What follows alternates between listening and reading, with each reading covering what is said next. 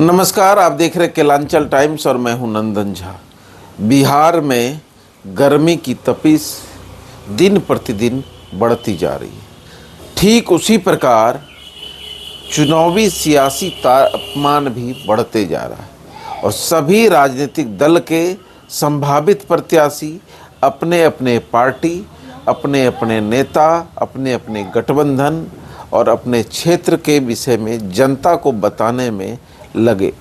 इसी कड़ी में आज हमारी मुलाकात सुपौल विधानसभा से पूर्व विधानसभा प्रत्याशी रहे मिन्नत रहमानी जी से हो रही है। मिन्नत रहमानी जी कांग्रेस के एनएसयूआई विंग से जुड़े हुए नेता हैं, जो पहले छात्र संगठन से लेकर कांग्रेस पार्टी की संगठन तक का अपना सफ़र पूरा किया और पूर्व में भी विधानसभा चुनाव लड़ चुके हैं। लेकिन विधानसभा चुनाव हारने के बावजूद 5 साल तक जनता के मन की बात, जनता के दुख की बात, जनता के हर दुख सुख में शरीक रहने का काम मिन्नत रहमानी जी ने किया है। तो इसी वजह से मिन्नत रहमानी जी फिर से एक बार चुनावी ताल पार्टी की ओर से ठोक रहे हैं और पार्टी की ओर से इन्हें विश्वास भी दिलाया जा चुका है कि आप महागठबंधन के संभावित प्रत्याशी की रेस में सबसे आगे। मिन्नत रहमानी जी हमारे साथ हैं। कैसे और कैसा रहा? देखिए, जब कॉलेज में हम पढ़ाई कर रहे थे तो उस वक्त विचारधारा की बात जब समझ में आई कि कौन सी विचारधारा के साथ हमें जाना चाहिए, तो हमें लगा कि इस देश के अंदर में जिस विचारधारा को लेकर के नेहरू गांधी परिवार, हमारे नेता राहुल गांधी जी चल रहे हैं, तो उसी विचारधारा को मानते हुए हम आगे बढ़े। गांधी जी की विचारधारा, चूँकि जब आदमी को मुल्क से मोहब्बत है और इस मुल्क में, इस भारत को आज़ादी दिलाने में कांग्रेस पार्टी के नेताओं का बड़ा योगदान है, तो हमें लगा कि नहीं, अगर जिस पार्टी की वजह से, जिस पार्टी का एक बड़ा कंट्रीब्यूशन इस देश की आज़ादी में रहा, तो उस पार्टी की विचारधारा ही हमारी विचारधारा हो सकती है। क्योंकि उस पार्टी की विचारधारा में देश की हिफाजत करना, भारत की हिफाजत करना उसकी विचारधारा में शामिल है। तो कांग्रेस की शुरुआत एनएसयूआई छात्र जीवन से, यूथ कांग्रेस से लेकर के आज सुपौल के गाँव में कांग्रेस के परचम को फहराने का काम, एक प्रयास हमारी तरफ से जारी है। किन किन पदों पर कांग्रेस पार्टी में रहे आप? विभिन्न पदों पे रहा। जब छात्र जीवन में था तो कॉलेज के ज़माने में, कॉलेज में एनएसयूआई में कभी सचिव के पद पे, कभी संयुक्त सचिव के पद पे, फिर उसके बाद प्रदेश में सचिव रहा, प्रदेश में प्रवक्ता रहा। फिर उसके बाद मुझे हमारी नेता आदरणीय श्रीमती प्रियंका गांधी जी के द्वारा उत्तर प्रदेश का इंचार्ज बनाया गया था कि हमें माइनॉरिटी विंग जो हमारा, उसको देखना था उत्तर प्रदेश में। फिर हमने वहाँ काम किया दीदी के निर्देश पे। उसके बाद मुझे लगता है कि लगभग 15-16 से ज़्यादा राज्यों में बतौर पार्टी के ऑब्जर्वर बन करके काम करने का मौका मिला। नोटबंदी में के दौरान मुझे झारखंड में, पूरे झारखंड में 3 इंचार्ज लगाया गया था, उसमें मैं भी एक था। उसके बाद 11 साल तक लगभग बिहार का मैं माइनॉरिटी विंग का अध्यक्ष रहा। लगातार कहीं न कहीं पार्टी ने हमें जहाँ जहाँ जो भी जिम्मेवारी दी, ईमानदारी से हमारा प्रयास रहा और आखिर में लास्ट में चुनाव भी लड़ने का पार्टी ने मौका दिया, तो 2020 में हमने चुनाव भी लड़ा। सर, चुनाव लड़ने के बाद जब कोई हार जाता है मन टूट सा जाता है, दिल में कसोट रहता है, इतने पैसे खर्च किए, हार गए, अब नहीं। तो क्या हारने के बावजूद आप क्षेत्र में कैसे बने रहे? देखिए, राजनीति मुझे लगता है कि चुनावी हार जीत के लिए नहीं होनी चाहिए और मैं उस पर विश्वास नहीं करता हूँ। ठीक है, वो एक कहीं न कहीं एक हिस्सा है राजनीति का कि आप एमएलए बनिए, आप एमपी बनिए। उससे क्या होता है कि आपको एक अलग तरीके की जिम्मेवारी मिलती है कि आप अपनी जनता की बातों को सदन पे उठा सकते हैं, सदन में जा कर के। लेकिन मुझे लगता है कि जो 60,000 जनता हमें वोट दी और कुछ हमारे अंदर ही कमी रही होगी जो हम और लोगों तक नहीं पहुंच पाए, तो उनके मुद्दे को लेकर के, सुपौल के विकास को लेकर के, सुपौल के स्थानीय मुद्दे को लेकर के जो जनता और हमारी पार्टी ने जो जिम्मेवारी दी, वो हमारे हार पर जो है भारी नहीं हो सका। और हमें लगा कि नहीं, हम इस और ताकत और ऊर्जा के साथ लोगों के बीच में जाते रहे, और आज भी हमारा वही प्रयास जारी है। हार जीत से हमारे मोरल पे कोई फर्क नहीं पड़ सकता है। मिन्नत रहमानी नेता या सेवक? मुझे लगता है कि मेरी उम्र के अंतिम पड़ाव पे भी जब मुझे मौका मिलेगा तो मैं सेवक आज भी हूँ, और उस वक्त भी मैं सेवक की हैसियत से काम करना चाहता हूँ। मिन्नत रहमानी अगर विधायक बनते हैं तो एसी के कमरे में समय गुजारेंगे या क्षेत्र की जनता के बीच? नहीं, देखिए, अगर एसी के कमरे में समय गुजारना होता तो मुझे नहीं लगता है कि विधायक बनने के बाद एसी के कमरे की जरूरत पड़ती है। मैं तो छात्र जीवन के बाद मुझे बहुत सारे ऑप्शन मिले, नौकरी का भी, रोजगार का भी, बिजनेस का भी, और ऊपर वाले के शुक्र से सब कुछ होने के बावजूद भी हमें लगा कि नहीं, हमें समाज का सेवा करना है।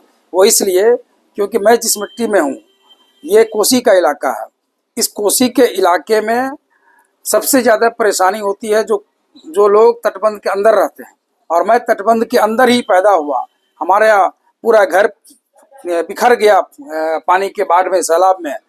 तब से एक अंदर से एक जज्बा पैदा था कि नहीं, हमें आगे बढ़ कर के समाज की सेवा करनी है, कोसी की परेशानियों को दूर करना है।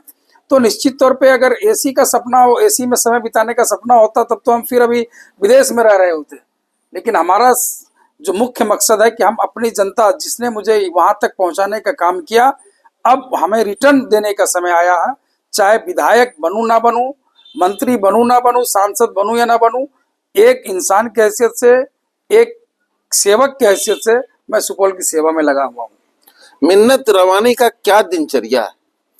अभी तो फिलहाल हमारी कोशिश होती है कि सुबह सुबह उठ करके जो जनता जनार्दन हमसे मिलने के लिए आते हैं सुबह सुबह, उनकी समस्याओं को सुनना, समाधान करने के लिए उनका प्रयास करना, टेलीफोन के माध्यम से या किन्हीं को कहीं भेज करके। ज़्यादातर हमारे इलाके में लोग प्रशासन में कहीं ना कहीं कुछ कमी लेकर के आते हैं हमारे पास, ज़िले के किसी काम को लेकर के आते हैं।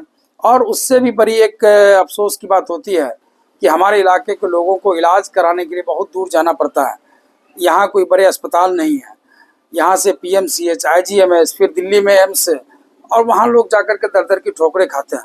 तो हमारा प्रयास रहता है कि जो लोग इस मुसीबत में आए तो उसमें हम कैसे उनकी मदद कर सकें, यही हमारा होता है रूटीन। फिर उसके बाद क्षेत्र में निकलते हैं, लोगों के बीच में निकलते हैं, कार्यक्रम रोज का तय रहता है। लगभग कोशिश होती है कि 7 दिन में कम से कम 4 दिन 5 दिन हम फील्ड में रहें, और फिर 1 से 2 दिन घर पे पूरे दिन रुक करके अपनी जनता से, लोगों से मिलना, ये हमारा रूटीन रहता है। लोगों के बीच जाते हैं, मिलते हैं, दुख सुनते हैं, उनके बाद क्या देखने को मिलता है क्षेत्र की समस्या? देखिए, सबसे बड़ी जो समस्या यहाँ है, शिक्षा, स्वास्थ्य और रोजगार की समस्या है। मैं पिछले चुनाव में भी कहा था और आज भी मैं कह रहा हूँ कि जिस तरीके से यहाँ की जनता ने एक व्यक्ति को और लगभग उसी पार्टी या गठबंधन को वोट देकर के सदन में भेजने का काम किया, अफसोस की बात यह रही कि केंद्र में अभी फिलहाल अगर आप लें तो 10, 12, 15 साल से लगभग वही सरकार, बिहार में उनकी लगभग 20 साल से ज़्यादा सरकार, लेकिन हमारे यहाँ एक भी कल कारखाने नहीं है। आज जो हमारा इलाका है, हम अपने इलाके में आंध्र प्रदेश की मछली यहाँ लेकर के आ जाते हैं। क्यों? जबकि हमारा इलाका तो सबसे ज़्यादा मछली उत्पादन करता है। पूरे हिंदुस्तान नहीं, पूरे बिहार नहीं, बल्कि पूरे दुनिया में सबसे ज़्यादा अगर मखाना का उत्पादन कहीं होता है तो हमारे बिहार के कोसी और इसी मिथिला के इलाके में होता है। हम चाहेंगे तो यहाँ फूड प्रोसेसिंग यूनिट लगा करके, मखाना प्रोसेसिंग यूनिट लगा करके हम रोजगार उत्पन्न कर सकते हैं। हमारे पास रोजगार के बहुत सारे ऑप्शन हैं। जूट मिल यहाँ कायम किया जा सकता है, चीनी मिल यहाँ कायम किया जा सकता है। रोज जो पलायन जो इशू है, आज मैं क्या बताऊं आपको कि हमारे इलाके के लोग 10,000 रुपये कमाने के लिए पंजाब जाना पड़ता है उनको। वहां जाकर के जो काम कर रहे हैं, अगर आप फैक्ट्री यहाँ दे देंगे तो वो 10,000 नहीं, वो बल्कि 20,000 के बराबर हो जाएगा। रोजगार के मामले में हम पीछे हैं। स्वास्थ्य के मामले में हमारे पास वही अस्पताल है जो आज से 30 साल 40 साल पहले कांग्रेस की सरकार के समय की देन थी, वही अस्पताल है। हाँ, बिल्डिंग जरूर बन गई है, ना वहाँ डॉक्टर है, ना वहाँ लैब की फैसिलिटीज है, ना वहाँ सुविधाएं मिल रही है। वही रेलवे स्टेशन जो ललित नारायण मिश्रा जी ने स्थापना किया था कांग्रेस के सरकार में, आज तक ये मौजूदा सरकार ने दिल्ली तक की एक अदद ट्रेन नहीं देने का काम किया। यही तो उनका विकास। तो हमारी लड़ाई यही है कि आप विकास, खोखले विकास को कब तक दिखा करके काम करें। तो आपका ये कहना है शिक्षा, स्वास्थ्य, सड़क और सबसे बड़ा मुद्दा जो आपके क्षेत्र में है वो पलायन का है और रोजगार का। बिल्कुल। तो आप देखिए मिन्नत रमानी जी, शिक्षा स्वास्थ्य तो काम चलता रहेगा, सड़क बनता रहेगा, लेकिन जो इस क्षेत्र का, कोसी क्षेत्र का या सुपौल विधानसभा का जो एक बड़ा समस्या है वो है पलायन। पलायन को कैसे रोके, इन्होंने विस्तार पूर्वक बताया कि मखाना उद्योग हो, जूट मिल हो, छोटे छोटे कल कारखाने हो, वो लगाने की जरूरत है जो नहीं हो पाए। इसके अलावा सर क्या और बड़ा योजना? नहीं, देखिए शिक्षा के क्षेत्र, ये तो रोजगार का मामला रहा। शिक्षा के क्षेत्र में भी आज यहाँ के बच्चे जाकर के IAS IPS बन रहे हैं। बिल्कुल बन रहा है। यहाँ के बच्चे जाकर के अलग अलग यूनिवर्सिटी में, हम लोग भी दिल्ली यूनिवर्सिटी तक पढ़ाई जाकर के करने का काम किया। आप एक यूनिवर्सिटी तो छोड़ दीजिए, आप, मैं कॉलेज की बात कर रहा हूँ। पूरे सुपौल में आज के डेट में BSS कॉलेज, डिग्री कॉलेज, महिला कॉलेज जो यहाँ पहले से मौजूद है, और एक बबूजन गर्ल्स हाई स्कूल है। ये 4 स्कूल और विलियम्स हाई स्कूल। इसके अलावा आज तक इस स्कूल में जो हमारे पूर्वज, जो हमारे फादर नहीं, हमारे दादा भी पढ़े होंगे, वो वही स्कूल आज भी कायम है। आप एक महिलाओं, आप इतनी बात करती है ये सरकार की, बेटी पढ़ाओ बेटी बचाओ। अरे कमाल हो गया, तो बेटी कहाँ पढ़ाओ? आप एक स्कूल नहीं दे पाए पिछले 20 साल में। ये सरकार 20 साल में सुपौल के अंदर में एक गर्ल्स स्कूल देने का काम नहीं किया। कहाँ से बेटी सुपौल में सर मेडिकल कॉलेज भी दिया है। सवाल है कि अब मेडिकल कॉलेज में 100 सीट होते हैं, 40 सीट होती है। उस 40 सीट में सुपौल के एक बच्चे हो सकता है पढ़ेंगे या 2 बच्चे पढ़ेंगे, तो वो चीजें ठीक है, वो हम उसका स्वागत करते हैं कि हो जाए। लेकिन अभी मेडिकल कॉलेज से ज्यादा जरूरत सर हमें एम्स की जरूरत है। आप बगल में दरभंगा है, आप हमारे यहाँ कहते हैं कि हम जी विश्वकर्मा है, हम जी पावरफुल मिनिस्टर है। अगर सर आप पावरफुल मिनिस्टर होते तो दरभंगा में एम्स नहीं गया होता। अगर आप पावरफुल मिनिस्टर होते तो दरभंगा में एयरपोर्ट नहीं गया होता। अगर आप पावरफुल मिनिस्टर होते तो दरभंगा में मिथिला हाट नहीं गया होता। सवाल यह है कि आज भी हमारे इलाके को एक षड्यंत्र के तहत कहीं न कहीं जो ओरिजिनल विकास है उससे वंचित रखा गया है। जब हमारे पास कोई कनेक्टिविटी नहीं है, न एयरलाइंस की कनेक्टिविटी है, न ट्रेन की कनेक्टिविटी है। आप देख लीजिए पूरे इलाके में, आप चले जाइए मरौना, आप चले जाइए ग्रामीण इलाके में, वहाँ की सड़कें आज भी टूटी हुई हैं। सिर्फ शहर के अंदर पॉलिश मार करके अखबार में लिख देने से हमारा समुचित विकास नहीं हो सकता है। जब आप आज कम से कम हमारे पास 10 गर्ल्स स्कूल की जरूरत है सुपौल में, एक स्कूल की स्थापना नहीं हो सकी। सवाल यह है कि सिर्फ ये कह देने से कि हमने इंजीनियरिंग कॉलेज लेकर के आए, हम मेडिकल कॉलेज लेकर के आए, तो वो इंजीनियरिंग कॉलेज के छात्र नौकरी कहाँ करेंगे महाशय? माननीय मंत्री जी इस बात का जवाब तो दें कि जो लड़के यहाँ से बीटेक करके अगर निकल जाएं तो उसके बाद क्या वो ड्राइवरी करेंगे? उनके लिए तो नौकरी की व्यवस्था करनी पड़ेगी। आज अगर दिल्ली NCR में लोग इंजीनियरिंग करने जाते हैं, बीटेक करने जाते हैं, तो वहाँ उनको ऑप्शन है, सैकड़ों कंपनी है, और वो कंपनी यहाँ भी लग सकती है। हमने माना कि आप IT हब नहीं बना सकते हैं, वो कई सारी उसमें तकनीकी समस्याएं हो सकती है, लेकिन जिस चीज़ का यहाँ कारोबार हो सकता है, जो बिजनेस सेटअप यहाँ हो सकता है, जो इंडस्ट्री यहाँ लग सकती है, वो तो कराया नहीं किया। पिछली सरकार में मंत्री जी ने कहा, उद्योग मंत्री जी ने, कि हम यहाँ 500 करोड़ नवीन जिंदल जी इन्वेस्ट करेंगे जिंदल ग्रुप के द्वारा। कहाँ गया वो 500 करोड़? तो सिर्फ हवाई बातें हैं। विकास क्या लगता है इस बार 30 साल का किला फतेह कर पाएंगे? नहीं, देखिए ये तो पार्टी तय करती है।